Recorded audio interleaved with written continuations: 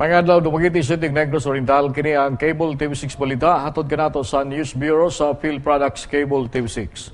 Sa luhan sa mga balita karong adlaw, alternatibong teknolohiya nga makaproduce og energy pinaagi sa basura giduso karon sa True Green Energy Group.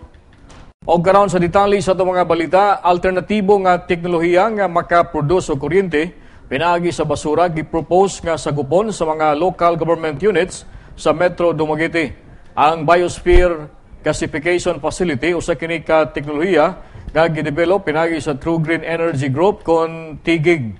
Kagapong adlaw usa ka special nga sesyon ang gipahigayon sa Dumaguete City Council kauban ang mga sakop sa local government units sa lungsod sa Amlan, San Jose, Sibulan, Valencia, Bacong ug Dawin. Nitamong usab sila si Dumaguete City Mayor Agustin Perdices, Amlan Mayor Bentham de la Cruz ug Dawin Mayor Rodrigo Alanano. Atol sa presentasyon sa TGIG, pinagi sa legal counsel nga si Attorney Jose Samonte, nga ang gikinanglan sa facility mao ang pinakaubos nga 172 tonelada nga basura ang gikinanglan matag adlaw. Ang 172 toneladas nga basura makaproduce kini og at least 7 megawatts nga kuryente matag adlaw.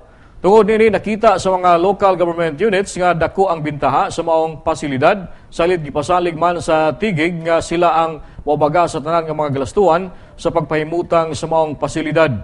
Matod pa ni Mayor Perdices, bintaha kini sanglit dili naman kinahanglan nga mopahimutang pa og sanitary landfill ang mga LGU sanglit gamiton man sa facility ang mga basura nga matigom.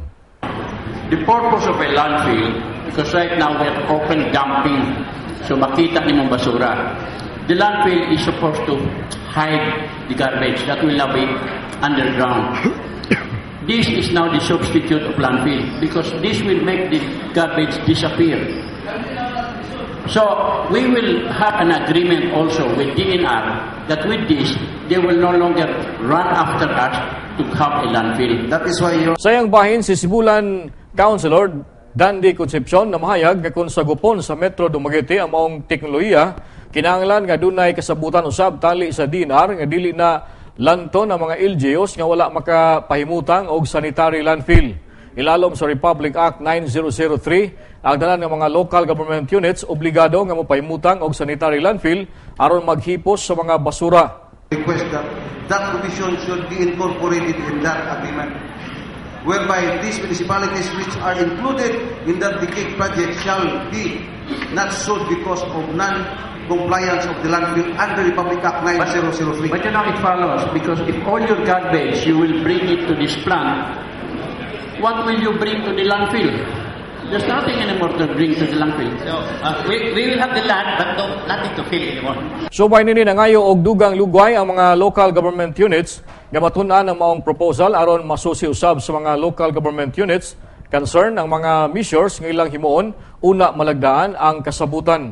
Subay nini nasabutan nga hatagan hangtod na sa katapusan sa bulan nga makadesider ang mga LGUs. Tungod nini si Attorney Samonte di pasalig hinuon nga andam sila nga muhulat kung kanus makalagda og kasabutan ang mga LGUs tali sa TGIG.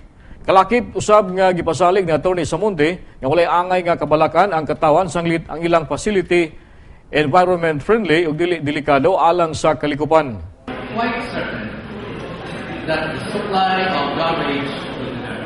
Even if at the moment Dumaguete is producing maybe 50, there is enough supply at the site. Now, maybe you want to ask me, say after 5 years, there will be a change in the, after 5 years. After there will be a change in the, in the leadership. But the law is very clear.